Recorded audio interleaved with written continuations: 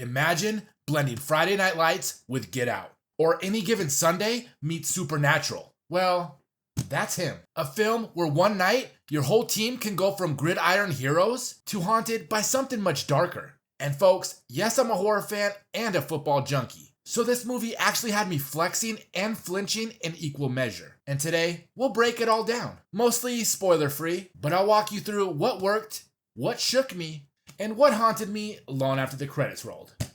Let's suit up. Welcome into Waxyz World, your safe space for horror takes, weird breakdowns, and occasional football analogies. Today, we're talking him. Produced by Jordan Peele, directed by Justin Tipping, and if that Jordan Peele name drop didn't get you hyped, I don't know what will. But keep in mind, this movie was produced by Jordan Peele, but I'm not really sure he had anything really to do with it other than just produce it. This was all Justin Tipping, and visually, you could tell. He really wanted to make those visuals matter. Now, going into this movie as someone who's obsessed with football movies like We Are Marshall, Any Given Sunday, The Program, I watched football movies like snacks, and him gave me that pulse-pounding, football energy, and supernatural dread. So join me as we dive in the strengths, the scares, the places I gasped, and maybe one or two things I wish they leaned harder on. I will keep it mostly spoiler-free, but I will get into some certain scenes, and we'll flag them. Ready? Let's huddle up. So right off the bat, him establishes its world with purpose. We don't get 10 minutes of exposition, we get tension with sound design. And the film leans into you don't see it yet,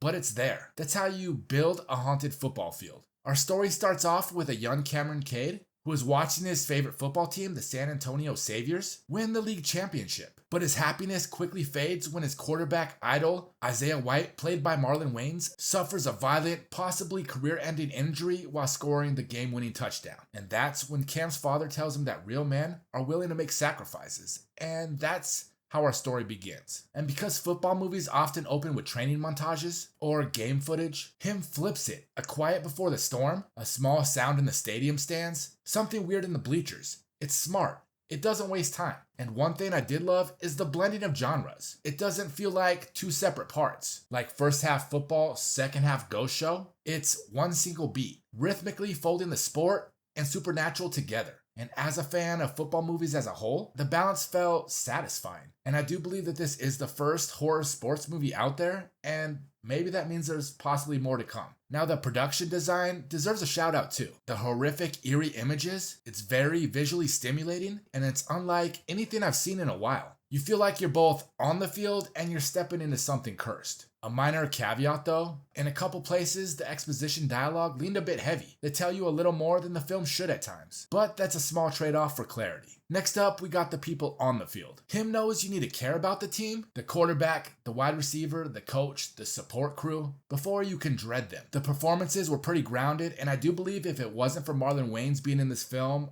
I would have enjoyed it a lot less. And with him being more of a comedic actor playing into this horror genre, really let you know how much of a great actor he really is. And the emotional stakes in this film, they feel real. It's not just stay alive, it's reputation, family, legacy, the pressure of community expectations. Those are classic football movie tropes. And him borrows those tropes and then turns them into fear traps. And the movie doesn't shy away from internal conflict, doubt, guilt, ambition. And while Cam is now a rising football star training for the league combine, he gets ambushed by something while training on an empty field alone, causing a head injury, endangering his career. And while Cam is still wanting to move forward in his football career, he gets offered an invitation to Isaiah White's compound to train with him and see if he's a worthy successor to the star quarterback now contemplating retirement. And at the compound, Isaiah puts Cam through these disturbing challenges, including one scene involving a jugs machine where I don't want to spoil anything, but it's brutal. Now let's pause a second and talk about how him taps into two beloved genres that I love. Football films and horror. In classic football films, Any Given Sunday, The Program, We Are Marshall, you have visuals like locker room speeches, last-minute drives, emotional stakes, crowd roar, and him leans into that emotional architecture, then subverts it with horror. And in horror, you got haunted houses, cursed objects, unseen presences. Those are structural devices. Him takes the haunted house concept and transplants it to the field. You've got these horrific images, grotesque scenes, and an eerie presence felt all around. The ambient terror works because you already accept those spaces as high stakes in sports movies. And when I watched him, I half expected a warm-up of montages and instead got breathing down the neck from something unseen. That tension, that collision, is why him works so well for me as a horror-loving jock at heart. Now let's get into the scares, and him doesn't rely on cheap jump scares either, but when it does, they land.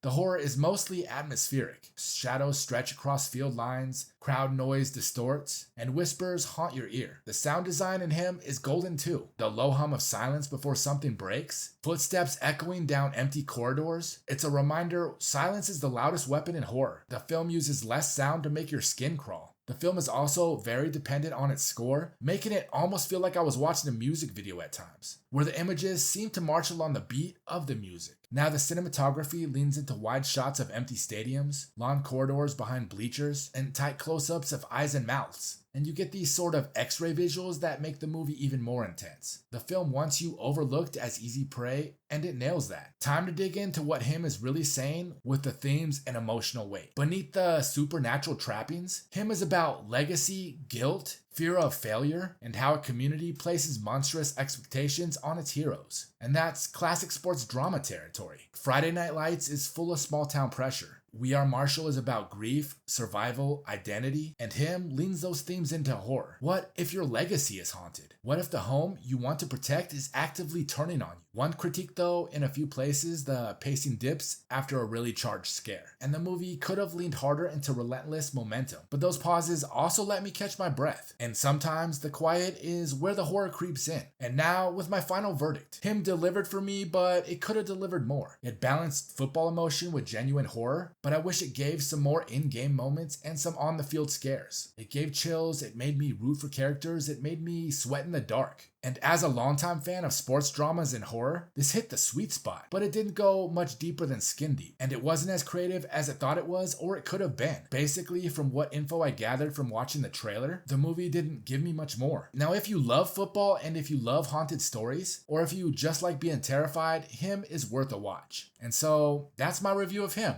Did it scare you? Did it make you want to lace up cleats and run in the night? Drop your thoughts in the comments. Let me know your favorite scene, your criticism, or whether you think I'm insane for loving both zombies and zone coverage. If you enjoyed this deep dive, hit that like button, subscribe, and ring the bell so you don't miss any of my horror plus weird mashups, because I've got more on deck. Until next time, stay spooky, stay strong, and never run into the dark tunnel alone. Till next time, we'll see you again. Peace.